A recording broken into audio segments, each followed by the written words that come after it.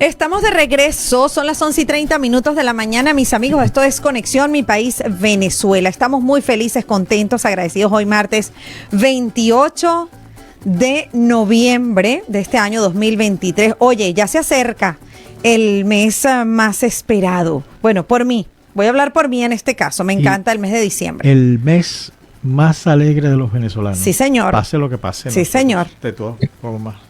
Sí, los venezolanos de verdad que, oye, nos gusta mucho el mes de diciembre. Yo me incluyo, me encanta el mes de diciembre. Pese a cualquier situación, oye, siempre he tratado de mantener la mejor actitud en el mes de diciembre. Así que bueno, ya se acerca. Nosotros estamos muy felices y contentos de acompañarles la mañana del día de hoy, poder estar aquí hablando de nuestra cultura. Oye, nuestra manera coloquial de decir las cosas, bien coloquiales que somos. Gracias a todos por la sintonía, gracias por estar conectaditos esta mañana. Tenemos a un invitado muy especial la mañana del día de hoy, ustedes lo ven allá en pantalla. Sí, señor. Él se llama Héctor Lapadula, no, doctor Héctor Padula. ¿Sí? ¿Cómo? Héctor Padula. Padula, en el flyer está Lapadula. Sí. Doctor Héctor Padula, médico anestesiólogo cardiovascular, fotógrafo y cocinero, fundador del programa también Parima, Culebra 86 Médicos de la Selva, y hoy nos tiene un tema maravilloso, importante, que nos cautiva. Bueno, por lo menos a mí me engancha, me encanta, y es el Amazonas. Oye, ¿quién no cautiva este lugar mágico, maravilloso? Oye, es que tiene varios conceptos, se le podrían dar varios conceptos, no, varios nombres a este lugar mágico. Bienvenido, doctor Héctor, ¿cómo se encuentra? Bueno, gracias por la invitación, muy agradecido. Las distancias las salvamos con estos métodos de hoy en día de comunicación.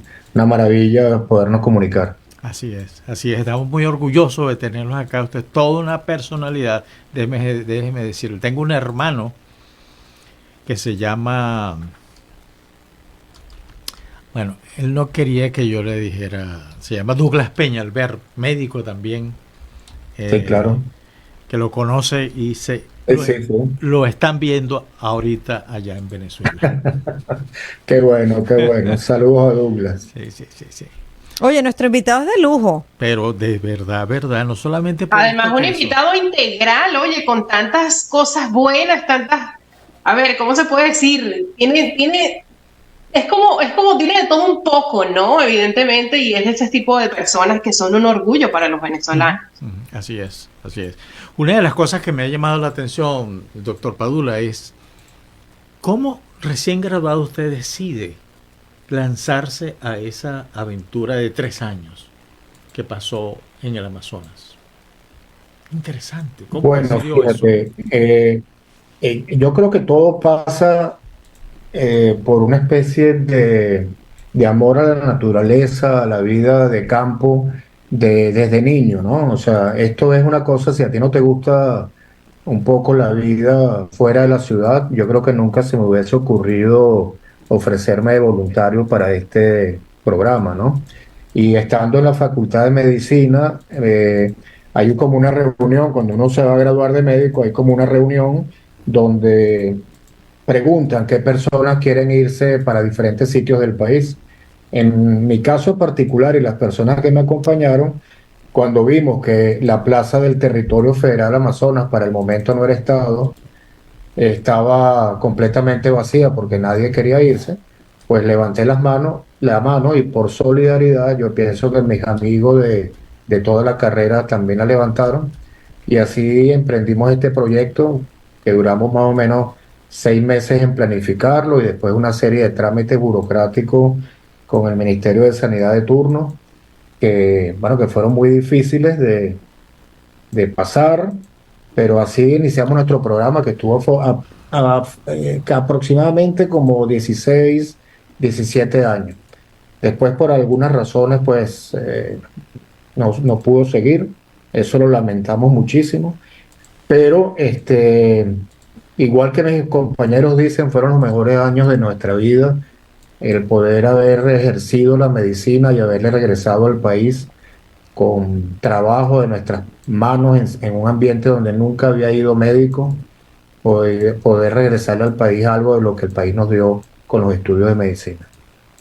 Esto me parece además una experiencia súper interesante, pero Héctor, ¿qué fue lo que te motivó? ¿Qué despertó en ti ese interés y esa curiosidad de ir a ejercer la medicina en ese territorio? Bueno, mira, en realidad yo mientras estaba estudiando medicina en la Facultad de Medicina en la Escuela Luis Rossetti, de la Universidad Central, fui a una charla de un doctor pediatra, Kenneth Gibson. Yo soy amante de la fotografía desde hace muchos años. Yo diría que desde que tengo uso de razón. Yo a los 10, 12 años ya tenía mi laboratorio de revelar fotografías. Entonces, fui a una charla del doctor Gibson que estaba hablando sobre Amazonas. Mi papá me había recomendado esa charla. Fui en la Sociedad Médica del Centro Médico de Caracas y ahí vi al doctor Gibson metiéndose dentro de la selva, una fotografía que para mí fue el inicio de la pasión fotográfica, porque aquel hombre lo que se veía era una humanidad pequeña envuelta en esa gran selva, y ese fue el gancho para mí, tanto para la fotografía de los libros que he hecho sobre el Amazonas, como para el ejercicio de la medicina en el Amazonas. Yo creo que la pregunta, respondiéndotela muy concretamente, fue esa reunión, que esa fotografía marcó para mí el resto de la vida. Wow, qué interesante. Sí, sí, sobre todo que hay cosas ¿qué consiguió allá? ¿Qué vio? ¿Qué aprendió de nuevo en cuanto a medicina se refiere? Porque ya usted es egresado de la Universidad Central de Venezuela, que es la escuela por excelencia, el aula magna, ¿no?, de nuestra, la casa más importante para los venezolanos, es la Universidad Central de Venezuela. Y siempre me pregunté, ¿qué puede aprender uno en la selva? Sobre todo ahí. Yo vi una película hace como un año que se llamaba Frontera Verde. Precisamente se desarrolla en la parte amazónica de Colombia. Y los médicos terminaron aprendiendo muchas cosas de esa sabiduría ancestral, de esa medicina en base a hierbas, en base a cosas absolutamente naturales. Y en la tribu donde ellos estaban, el chamán de la tribu decía: nosotros nos guiamos por lo que nos dice la selva. Hay que escuchar a la selva. Eso es posible. Sí, voy a empezar por el final, Luis. Del libro Ipa Guayumi, hay una fotografía muy impactante de unos niños, una fotografía que es una de mis favoritas y ha sido inclusive objeto de algunos coleccionistas. Es una foto muy importante porque son unos niños que se levantaban de noche y se internaban dentro de la selva. Yo los seguía. Yo les voy a hacer llegar el libro porque eso es un sitio importantísimo en mi vida, porque fui a rescatar el cadáver de un alemán, de un antropólogo alemán que se había quitado la vida en el Alto Siapa, en la frontera con Brasil, cerca del Wow. Cerro de la Neblina, y me tocó pues esa difícil tarea desde todo punto de vista. Y en esa comunidad indígena, pues una comunidad absolutamente aculturizada. Tuve una experiencia pues contundente en mi capacitación como fotógrafo y médico. Y estos niños se levantaban de noche y se acostaban en la tierra, pegaban el oído en la tierra. Yo les preguntaba qué hacían y ellos me decían que estaban oyendo lo que la tierra les estaba diciendo, ¿no? Y otros veían hacia el infinito en la selva oscura, veían hacia el infinito y me decían que estaban oyendo y viendo lo que la selva les estaba enseñando. Entonces, estas son culturas que yo soy partidario de algunas tesis antropológicas que el primer habitante de América no vino por el estrecho de Bering.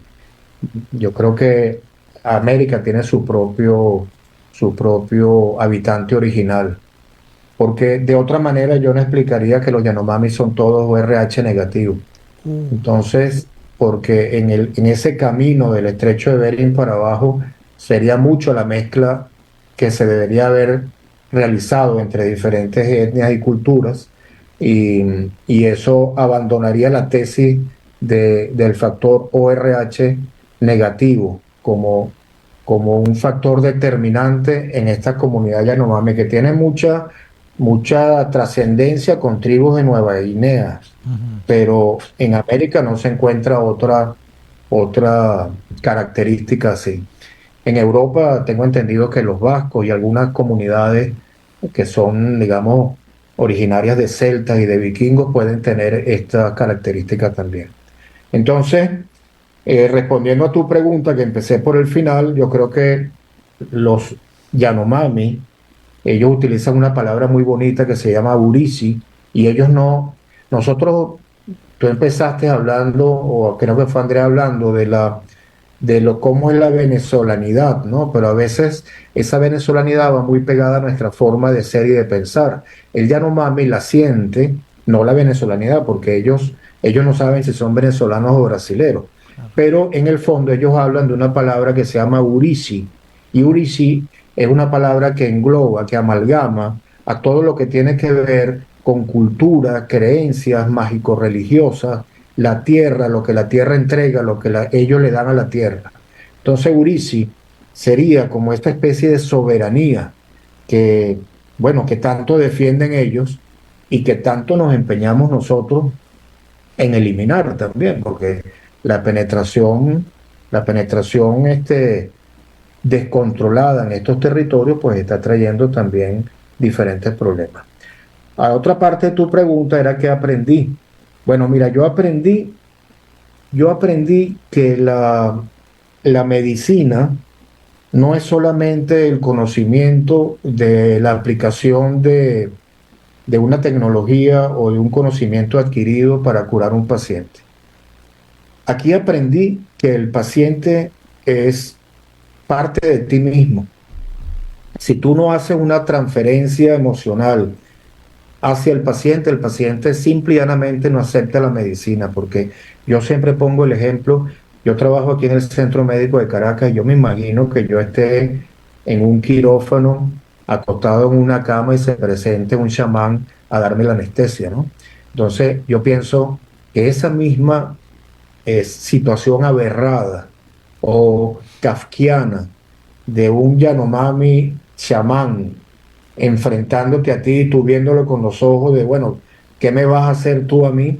Eso mismo lo piensan ellos cuando nuestra medicina occidental se acercaba a ellos, y ellos sin saber qué diablo era una medicina occidental. Entonces, aprendimos a transmitir lo que nosotros sentíamos, que era una gran satisfacción y emoción de poder ayudar a la supervivencia de ese pueblo. Ahí aprendí, por ejemplo, a convencer a un chamán que me dejara tratar a un niño. Por ejemplo, el primer caso que tuve fue un niño con una neumonía, y estaba el chamán succionando parte del hemitórax derecho del paciente. El chamán andaba hipnotizado con el yopo, que es la droga que ellos utilizan.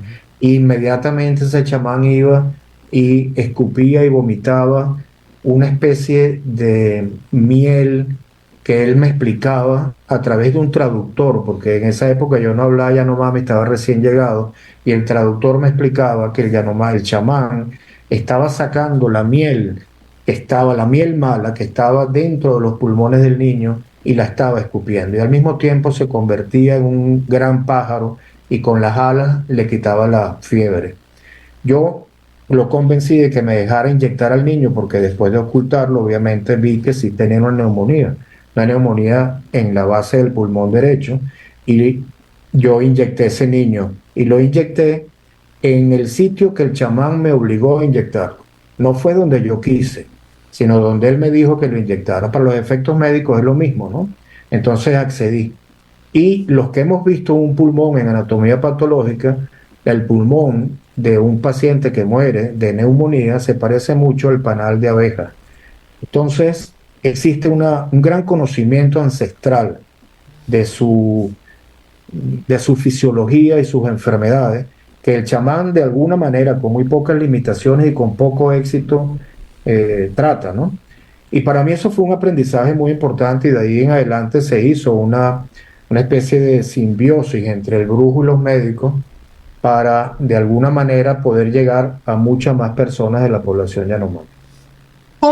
¿Qué tan difícil se hace, Héctor? Porque me causa mucha curiosidad esto que nos estás mencionando, pero ¿qué tan difícil se hace como poder entender y fusionar la parte de la medicina desde el punto de vista científico a estas creencias, pues que también tienen ellos y que además es muy respetable desde el punto de vista religioso, desde el punto de vista de creencias? ¿Cómo se fusiona eso y qué tan fácil o difícil se puede hacer eso?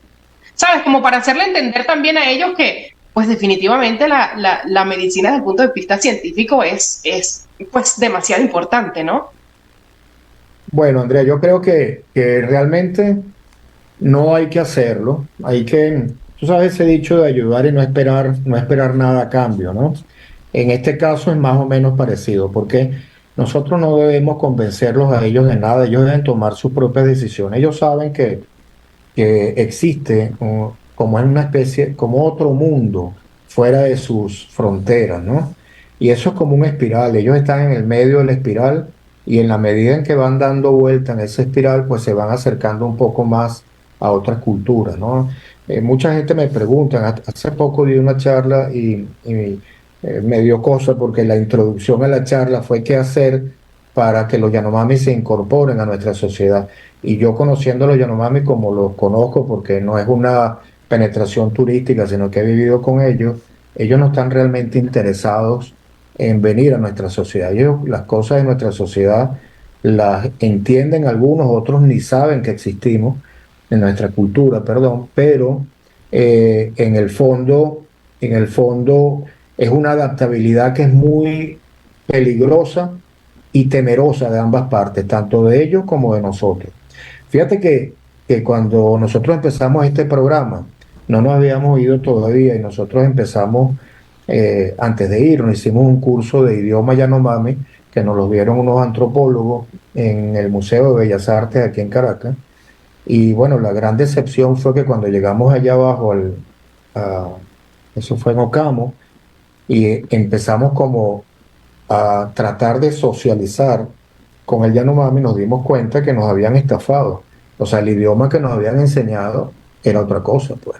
Todavía no sé qué idioma fue Ay, o qué dialecto fue, pero nos tocó ir desde cero. Solamente había un motorista, un muchacho que nos ayudaba con el motor a llevarnos a las diferentes comunidades que medio hablaba español. Entonces, a través de ese muchacho fuimos creando una especie de diccionario médico y él nos fue, junto con un sacerdote, el padre Bortoli, salesiano, nos fuimos creando como una especie de protocolo, qué hacer y qué no hacer con los Yanomami. Tú sabes que si tú nombras a un Yanomami y ese Yanomami ha muerto, la familia del Yanomami o sus, eh, sus seres queridos pues, que están alrededor de él, tienen la obligación de matarte a ti porque uf, tú has como que vuelto a traer a este mundo a ese Yanomami al nombrarlo por su nombre. Entonces, una de las primeras cosas que hicimos fue hacer un registro fotográfico que, bueno, que no servía de mucho porque en esa época no existía la fotografía digital, sino que era como a los 2 años o 3 años que íbamos a poder hacer como una especie de ficha técnica con la foto del Yanomami y un seudónimo que le poníamos al Yanomami. Entonces, bueno, ahí estaba Chopin, Beethoven, Liszt. Teníamos a una serie de todos los compositores clásicos y de jazz de la época. Y del conocimiento de nosotros le hemos puesto nombre a los Yanomami. Pasaron incidentes, hubo una doctora que nombró a una paciente que había fallecido y los Yanomami pues le dieron muchísimos golpes y no la mataron, le dijeron al sacerdote porque bueno, ya teníamos un tiempo ahí y habíamos hecho cierta amistad con ellos, ¿no? pero los que no conocen a la Yanomami, porque ¿sabes lo que pasa, Andrés Luis? Que el turismo ha como que moldeado las cosas que les interesa saber de la Yanomami. Por ejemplo, de repente ustedes no saben que el primogénito tiene que ser varón. Es decir, si el primero, el de la relación de un hombre y una mujer, nacen dos personas, como puede ser un parto gemelar o morocho, tienen que eliminar a uno de los dos, porque es imposible que de la relación de un hombre y una mujer aparezcan dos personas. Entonces, y si por mala suerte no es primogénito varón, entonces a la hembra tienen que matarla también. Y eso, Wow. y eso es una situación muy crítica. Yo no sé si voy a tener tiempo de explicar, porque esto es un tema apasionante y cuando empiezo no termino, pero Buenísimo. eso le corresponde a la suegra de la muchacha que da luz. Sacrifican a la niña con una horqueta, la ahorcan y después la suben a unos árboles para que las aves de rapiña puedan comerse a la niña. Ay, no. Con Mío. esto que te estoy, con esto que te estoy diciendo, Wow. te estoy contestando parcialmente lo imposible que sería que ellos entendiesen la medicina científica que Ujú. tú dices, cómo haríamos para que ellos entendiesen. Ellos tienen Claro. una costumbre que debemos aprender a respetar. Bueno, ¿qué hicimos los médicos? Nos ofrecimos a matar a estas niñas para que, porque eso no le gusta hacerlo a nadie, eso no le gusta hacerlo a ninguna persona de la comunidad. Entonces nosotros tomábamos a la niña, que ayudábamos a asistir al parto, y por otro lado se las entregábamos a las hermanas salesianas, quienes inmediatamente, siendo noche o de día, la llevaban a la misión del Esmeralda, y ahí la entregábamos para que la criaran, y a los años, año y medio, regresábamos a la comunidad y ellos aceptaban cualquier persona que venía de afuera, porque los Yanomami igual te crían, igual te vas a ver una señora Yanomami amamantando un perro y amamantando al hijo en el otro seno. Wow. Entonces, igual lo vas a ver con dos perros un perro en cada seno, y lo vas a ver con una guacamaya metida en la boca, dándole comida de boca a boca a la guacamaya. Entonces, esto es desde la escala antropológica. El Yanomami no tiene música, no tiene objetos, no tiene arte, no tiene escritura. El chabono es la mínima expresión antropológica de organización en vivienda. Entonces, es imposible hacer un proceso de que ellos entiendan que existe algo mejor que su mundo, y a veces cuando yo veo cosas que pasan en nuestro mundo, casi prefiero estar allá, en aquel mundo. Wow. Qué increíble. Sin palabras realmente, ¿no? O Ah, sea, ¿o no? Wow. Sí, pero impresionante. Hay dos cosas que le quería decir. Primero, ¿cómo es la vida de una persona que viene de un blanco en una comunidad de esa? En primer lugar. Y después, hace algunos años atrás leí una entrevista que le hacían a un antropólogo alemán que pasó muchos años con ellos, pero del lado brasileño. Y ahí le entregaron, como tenía tantos años, y le entregaron a una muchacha, una niña, para que se casara con ella. Se casó y bueno, ahí de esa relación pues surgieron dos niñas, y esas dos niñas, cuando él vio una cantidad de cosas, como por ejemplo él decía en esa entrevista, bueno, yo me dio terror que una de mis hijas se la entregaran a otra persona, y se la llevó a las dos, y su señora se la llevó a Alemania. Y en esa misma ocasión de la entrevista que le hacían al antropólogo, le preguntaban a la señora que cómo se sentía en Alemania, cómo se sentía. Bueno, primero las limitaciones del idioma. Las hijas sí evolucionaron normalmente, niñas al fin. Pero ella decía que lo que más le hacía falta es mirar lejos, que ella en esa ciudad no miraba lejos.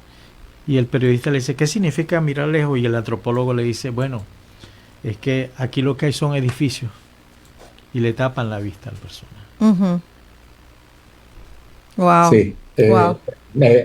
Es maravilloso ese relato, Luis. Yo convivía ya con algo muy parecido. Yo no sé si después todas estas, porque como te dije antes, el sensacionalismo y el Amazonas genera mucho, como es algo desconocido Ujú. y algo muy difícil de ir a constatar si lo que te están contando es cierto o falso, o si hay mucho de invento, ¿no?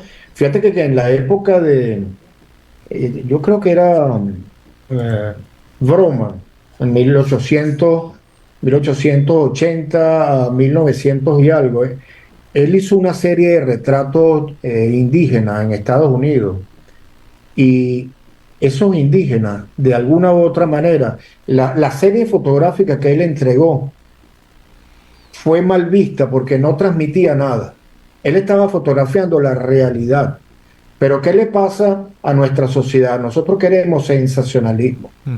Inclusive hay muchos trabajos fotográficos de comunidades apartadas, no solamente indígenas, sino también comunidades muy apartadas o culturalmente muy puras, que la gente inclusive hasta paga para darle más florido, si hay alguna danza, por ejemplo, tienden a ponerle vestimentas o más plumas o más adornos para hacerla un poco más atractiva a los medios. Eh, y eso no se puede constatar, porque la única manera que tendríamos de constatar es ir y buscar la manera de llegar a esas comunidades y ver realmente la realidad. Yo, con esto que acabas de contar, se han hecho muchísimas versiones de ese cuento Ujú. y muchas entrevistas. Conozco dos antropólogos que se han tomado esa historia para sí. En realidad ese antropólogo se llama Kenneth Good. Kenneth Good es el antropólogo. Bueno, es muy difícil que existan dos situaciones parecidas. En el año 1986, cuando o en el 87, cuando ya yo tenía un año allá, yo conocí a este antropólogo. Él se casa, él se lleva a una mujer Yanomami y se la lleva, no, si mal no recuerdo, a Chicago. Allá da a luz a dos niños, un niño y una niña, perdón, o dos niños. Pero hay un varón muy interesante porque ese varón acaba de hacer un reportaje para la BBC de Londres, que es interesante que lo busquen porque ahí está plasmada toda la historia original, porque él decide conocer a su madre. Porque ¿qué hace Kenneth, qué hace este antropólogo? Exhibe a la mujer en varios mercados en los Estados Unidos y con unas fotos dantescas, porque la mujer está en el piso con unas faldas y tiene sus plátanos y piñas metidos todo como una especie como cuando caen los caramelos de una piñata, así. Y esas fotos fueron expuestas en la revista People y de alguna u otra manera aquellas personas que vimos eso como una aberración de la cultura Yanomami, pues él la estaba usando, creo yo, en mi forma de entender esto, para exaltar un poco su fama antropológica de haber vivido en el Amazonas. ¿Qué pasó con el tiempo? Que esta mujer, como tú dices, Luis, no se adaptó. No se adaptó porque yo he traído Yanomamis a operarse aquí a Caracas y los Yanomami cuando llegan allá, lo primero que le preguntan a la gente es cómo es Caracas y Yanomami te dice que no les gusta porque la gente de arriba hace pipí, pupú sobre el de abajo y el de arriba al de abajo y así, porque ellos no entienden cómo son los edificios. Cuando preguntan qué es eso, yo les digo que ahí vive gente. ¿Cómo vive gente? Bueno, unos en el piso de abajo, otros en el de arriba, pero es que ellos no entienden que hay cañerías, no hay tuberías. Entonces, ellos tienen una impresión de lo que es Caracas. De hecho nos llaman Caracateri, que quiere decir habitante de Caracas, y este antropólogo de alguna manera le cuenta la historia, los hijos saben su historia, y este muchacho regresa al Amazonas a buscar a su madre y encuentra a su madre. Una historia muy bonita, está en la BBC, como te digo, Okay. y esta señora, cuando ella regresó allá al Amazonas, ¿qué hicieron los Yanomami? Aplicaron su cultura. Le amputaron una oreja o las dos orejas, no recuerdo si fue una o dos, porque la única manera que se conserve ese ORH negativo que te dije al principio Ujú. es que todo el mundo sepa que esa mujer tuvo relación con una persona que no es Yanomami. Ella huyó con una persona y regresó a su comunidad y le falta su oreja. Y eso no es otra cosa que el reconocimiento. Ella fue aceptada, pero todo el mundo sabe que ella pues no es una Yanomami pura.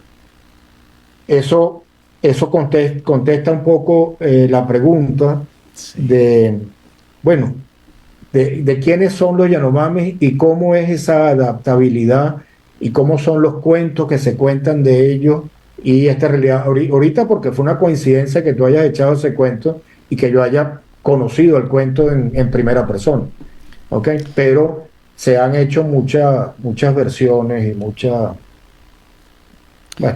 leyendas también.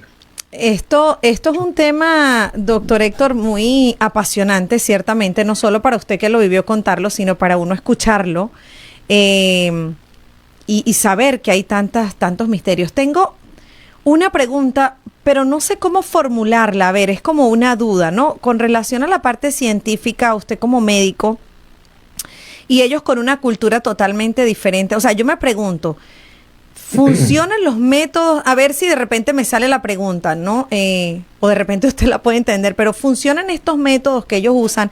¿O cómo es la tasa de mortalidad de ellos? O sea, me llama la atención saber por lo menos qué hubiese pasado con este niño de neumonía si usted no lo inyecta. ¿Se mueren los niños por este tipo de cosas, por las fiebres altas? ¿O usted que estuvo ahí adentro funciona de repente? Es un misterio, o sea, es que no sé ni siquiera cómo describirlo, lo que quiero saber. O sea, es un misterio. ¿Cómo un niño con neumonía se salva una fiebre de más de 40? ¿Cómo hacen ellos para calmar eso? ¿Funciona realmente la medicina de ellos? ¿Cómo lo ve usted desde su punto de vista? No, ahora bien que vivió esas dos culturas, ¿no? Porque usted estudió, pero también se adentró en esa cultura. O sea, ¿cómo es ese choque? Sí, bueno, la pregunta está muy bien formulada, la entiendo. Fíjate, bueno, te dije que es difícil que ellos entiendan nuestra medicina occidental, pero te voy a dar varios tips. La expectativa de vida de un Yanomami está cercana a los 50 años. Entonces, tienen una expectativa de vida bastante, y bueno, te voy a los 50 años en la época en que yo tenía mucho más contacto con ellos. Hoy en día, con el no respeto a sus zonas de exclusión que ellos mismos se han trazado, y el tema de la minería y algunos turismo incontrolado que puede haber, yo creo que esto debe haber bajado inclusive, porque recuerda que ellos tienen sus propias enfermedades. El paludismo es la principal causa de muerte y la hepatitis C. Ellos tienen una hepatitis fulminante y porque ellos tienen mucho contacto sangre-sangre, ¿no? Las peleas entre ellos, cuando no están de acuerdo con algo, agarran unos palos 6 contra 6, se dan golpes en la cabeza y por eso es que ellos tienen esa tónsula en la cabeza, que es como se rapan el centro de la cabeza. Lo que a nosotros es una calvicie natural, sí, ellos se la rapan para que poder enseñar sus cicatrices de conflicto. Entonces, tiene mucho contacto sangre-sangre porque el que le da el palazo en la cabeza generalmente se baña con la sangre del agraviado. Entonces, así se pegan muchas enfermedades de transmisión con la sangre como la hepatitis. Y por otro lado, bueno, sabemos que el Amazonas es un sitio endémico de paludismo y pues normalmente toda la comunidad ha tenido paludismo prácticamente toda la vida. Entonces, todo esto va produciendo un deterioro de cuando hay una infección como esta neumonía en el niño, que es otra causa de muerte, son las infecciones respiratorias y las infecciones intestinales, gastrointestinales, pues se salva aquel niño fuerte que es capaz de ser alimentado y de resistir la enfermedad. De resto, no se salva. Wow. Y ellos tienen, recuérdate que, bueno, de repente no sabes, pero la Yanomami, ¿cómo te digo? Un Yanomami puede tener las mujeres que es capaz de mantener. Y es la primera esposa la que le busca a las siguientes esposas al Yanomami. Bueno. Y generalmente busca... ¿Te gustó? Sí. A Luis le agradó. Le llamó la Sí, no, atención. ya vi una sonrisa, vi una sonrisa. Y una respiración así como, caramba. Sí, como diciendo, wow, por fin. Bueno, y es la primera esposa la que le busca a las siguientes esposas, y la primera esposa busca a las otras esposas para aliviar la carga familiar, es decir, para aliviar la carga del conuco, de la cocinada, de una cantidad de los niños, todas estas cosas. Entonces busca mujeres jóvenes. Entonces, una Yanomami de la cuarta o quinta llegada a una familia Yanomami empieza a tener hijos pues a muy temprana edad. Entonces son familias donde un hombre puede tener sus 4 o 5 esposas y de repente tener 7, 8, 9, 10 niños dentro de ese núcleo familiar. Cuando ustedes ven un chabono grande puede tener 30, 40 grupos de familia, que cada grupo de familia debe estar alrededor de estos, 7, 8, 9, 10 personas con muchos niños. ¿Qué pasa normalmente cuando un niño se enferma o cuando un adulto se enferma? El conocimiento de la enfermedad de ellos hace que ese niño sea aislado y alimentado por pocas personas de la comunidad. Entonces, eso hace, sin ellos saberlo, que esa neumonía no se le pegue a más gente. Cuando hay una enfermedad muy grave, a mí me tocó, por cierto, me quitaron el título de médico por esto que te voy a contar, me tocó hacer una especie de simulacro de chamanismo para atender a un paciente que había sido aislado, paciente que estaba muy mal, tenía un paludismo complicado con una enfermedad respiratoria, y para que la comunidad me dejase atenderlo, yo tuve que hacer las veces de chamán, porque ni siquiera el chamán quería acercarse a esta persona. Entonces yo me acerqué, hice todo el ritual, y a raíz de ese momento, a partir de ese momento, esa persona le fueron llevando comida y alimento porque lo tenían aislado en un sitio donde nadie se quería acercar.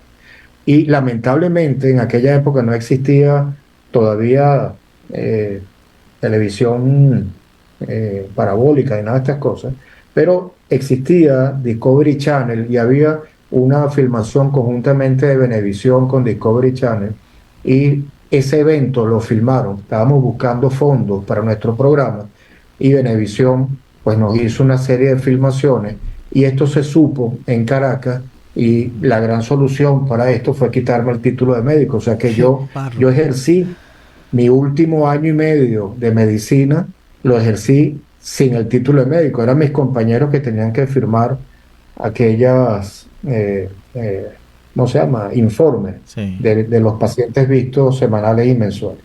Y por otro lado, es el desconocimiento también de las autoridades sanitarias, que no entienden que uno tiene que a veces adaptar la medicina a las creencias de los individuos, porque si no, entonces, si es una guerra obligada, pues entonces simplemente ellos no nos van a aceptar, pues ellos tienen su cultura. Entonces uno tiene que buscar la manera de vender nuestra medicina.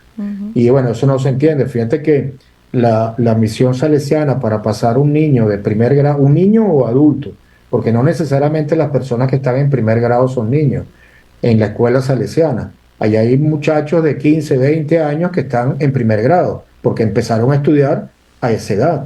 Y para pasar de grado son 3 y 4 años, mientras ese niño aprende algunas cosas del pensum que el Ministerio de Educación obliga para dar un título a una escuela salesiana. Entonces no existe. Fíjate tú que es mucho más fácil lograr una salida para la educación, porque en una escuela bilingüe primero se fortalece el idioma Yanomami, la cultura Yanomami, para no introducir cosas ajenas a ellos. Y una vez que ellos tienen bien arraigada su cultura, es el momento de aprender otras cosas. Entonces eso en aquella época el Ministerio de Educación pues no lo entendía y se hacía muy difícil. Imagínate tú que entiendan nuestra medicina y nuestros protocolos. Nosotros entregábamos para contestar tu pregunta, nosotros buscamos la manera que nos aceptaran. Por ejemplo, si yo tenía que dar una pastilla y yo entregaba un potecito con las pastillas de paludismo para hacer prevención y tratamiento, yo tenía que adaptar eso a la vida del Yanomami. Por ejemplo, el sistema numérico del Yanomami es muy, como cuando me preguntabas cómo hacía para la medicina entrar en ello, mira, es Mori, que es 1, Poracapi, que es 2, y 3 es Bruca, o sea, mucho. Si tengo dos manos, ¿para qué tener más de dos números? Entonces, con ese dato tan elemental, que también es preservación, porque tampoco voy a matar varios animales si solamente puedo cargar dos. Tampoco voy a sobreexplotar la selva porque mi número es dos, es por acá. Entonces, y las horas, como obviamente no hay reloj, no hay horario, nosotros teníamos que adaptar a través de algunos dibujos que hacíamos tipo petroglíficos allá en los Chabonos Yanomami, donde decíamos, por ejemplo, Eiteje, Eiteje Enaja, Mori Pastilla, Motocaño Roroba. Eso quiere decir, mañana te vas a tomar una pastilla cuando el sol está, y señalábamos el sol en el naciente, y después Mori Pastilla, Motocaño Roroa, y señalábamos arriba al mediodía, y después Mori Pastilla y señalábamos el poniente. Entonces, y si ibas a hablar de mañana, de pasado mañana, le ponías el Eiteje e Eiteje Genaja. Eso quiere decir después de mañana. Y si ibas a hablar de 3 días, era Eiteje, Eiteje, Eiteje Genaja. Y ahí parabas. Porque ya esa secuencia del tiempo no la podías prolongar. Dios mío, qué interesante, ¿no? Es que esto es un mundo, oye, demasiado amplio y que definitivamente necesitaríamos como 2 horas para, oye, adentrarnos en este tema tan interesante, porque realmente uno se queda como embelesado con todo esto. Pero tengo una... después hicimos, perdón que te interrumpa, para terminar el tema, hicimos una especie de troncos de diferentes tamaños y convertimos a la madre de cada familia, a la madre jefa, en la que velaba por la salud de los niños. Entonces, ¿qué le enseñamos? Que pusiera al niño en el palo que más o menos quedaba a la altura del niño, y ahí sabía la dosis de los antipiréticos para la fiebre, de los antiparasitarios, del tratamiento del paludismo, y teníamos una serie de datos cuando mandar un emisario a que buscara a los doctores en la base donde vivíamos nosotros. Éramos 7 médicos que estábamos regados en un territorio de 120.000 kilómetros cuadrados, y cada penetración que hacíamos a diferentes ríos, pues tardábamos 3, 4, 5 días en poder llegar a cada comunidad. Entonces, de esa manera adaptábamos un poco la metodología de trabajo, que fuimos creándola y enseñándola, y fue efectiva, porque esto fue en mis años de inicio, y esto duró 16, 17 años más, hasta que las situaciones sociopolíticas del país pues no permitieron que esto siguiese adelante. Interesante. Quiero hacerle otra pregunta, y ya después que usted vivió toda esta experiencia tan interesante, tan enriquecedora desde todo punto de vista, si tuviese hoy en día, en el 2023, la oportunidad de ir nuevamente o de ejercer la medicina nuevamente en este territorio, o de repetir esta experiencia, ¿lo haría? Con toda franqueza te voy a decir algo, lo que te estoy contando ya no es así. Nosotros, cuando te digo nosotros, me incluyo, porque aun cuando yo no he sido cómplice, pertenezco a una humanidad que no ha respetado la vida de los Yanomami y otras comunidades indígenas. Esto cada día sería más difícil poder penetrar, porque hoy en día no es lo mismo ir a una comunidad con muchachos jóvenes recién graduados como fuimos nosotros, donde nuestro único peligro era el peligro que la propia selva te puede acechar, porque de resto no teníamos mayor peligro, pero hoy en día son zonas completamente controladas por grupos que no son seguros. Entonces, y está también el tema de la minería, que ha socavado de una manera brutal esta zona, y bueno, ha sido un problema. Y ahora también hay en mi otra cachucha, que es la de cocinero, también está de moda el tema de cocinar con productos del Amazonas, pero yo siempre me pregunto, ¿y qué le estás dando todo al Amazonas para sacar los productos de allá, y cómo lo estás sacando, ¿no? Sí. ¿Cuál es el beneficio que esto puede producir? Entonces yo sí iría nuevamente, de hecho voy todos los años al Amazonas, pero veo difícil poder establecer un programa médico con la l- como fue planteado el programa Parima Culebra 86, porque ya sería un programa sanitario como cualquier parte del país, porque los Yanomami que están apartados, ya ellos se han alejado, se han ido hacia las cabeceras de los ríos y son los que no quieren contacto con nuestra civilización. Sí.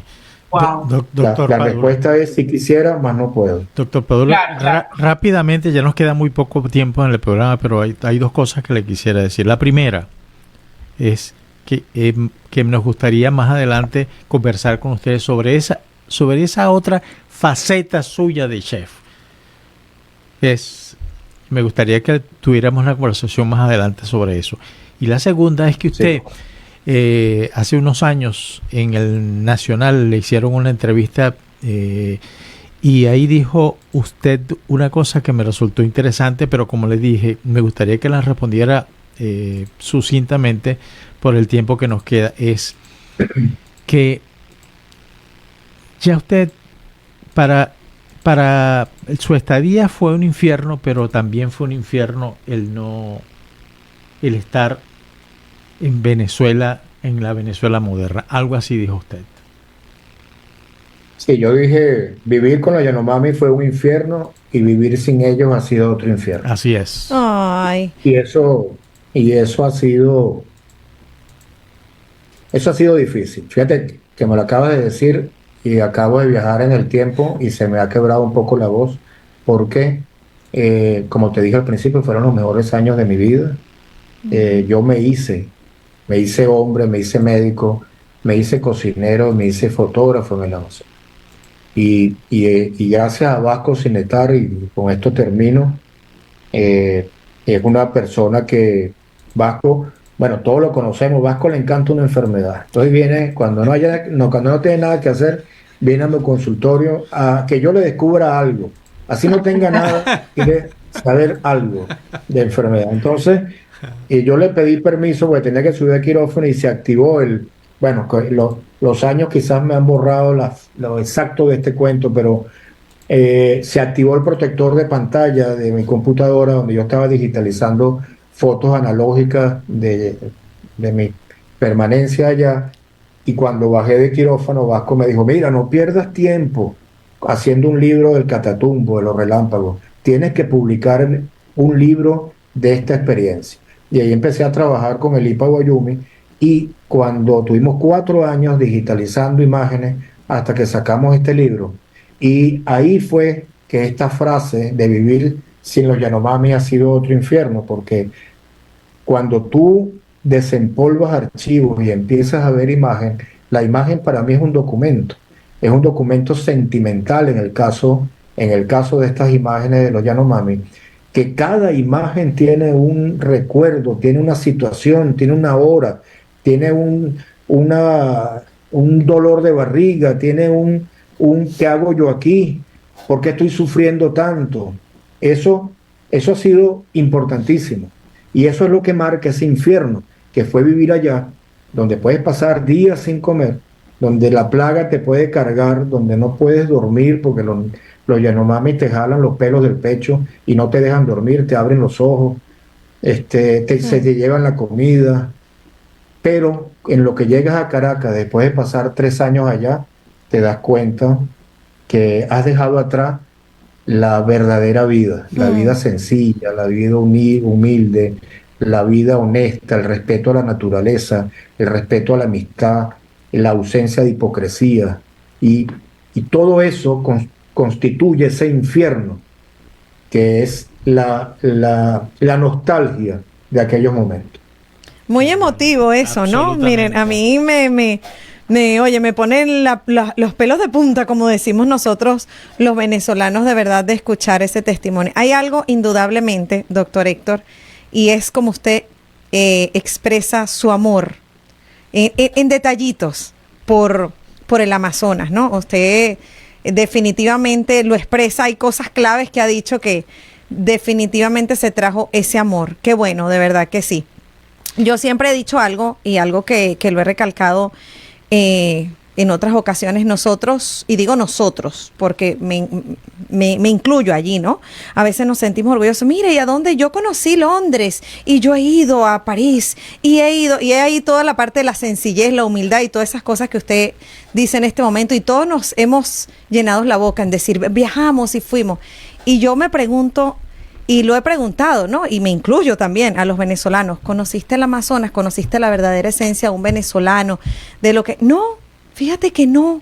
Y fuiste a tal lugar, fuiste al Amazonas. No, pero es algo que de verdad, y creo que nos pasa, y me incluyo, nos pasa a todos, ¿no? La gente se siente muy orgullosa en decir que ha conocido y ha viajado por el mundo, pero realmente creo que no conocen la verdadera esencia.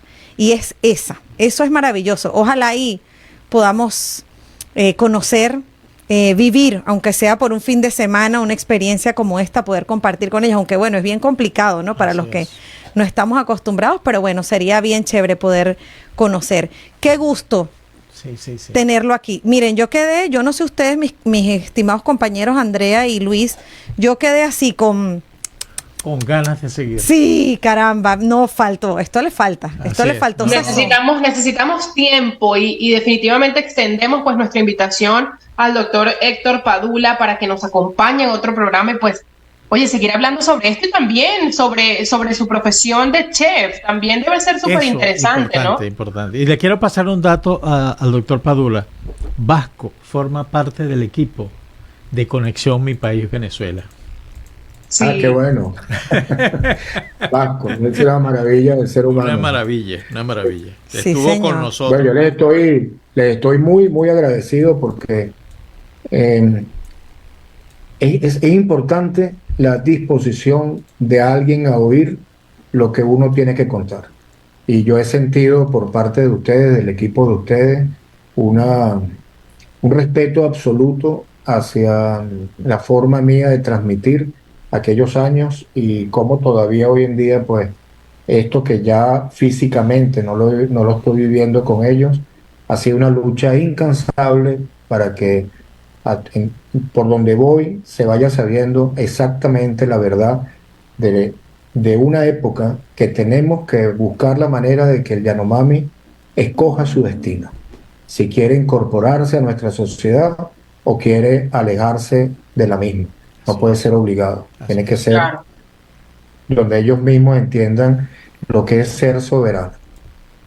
Totalmente, estoy totalmente de acuerdo. Oye, qué gusto, de verdad, qué conversación, no digamos que fue una entrevista, una conversación maravillosa, muy emotiva también dentro de todo. Muchísimas gracias por compartir con nosotros sus vivencias, gracias por estar aquí, por su espacio, por su tiempo.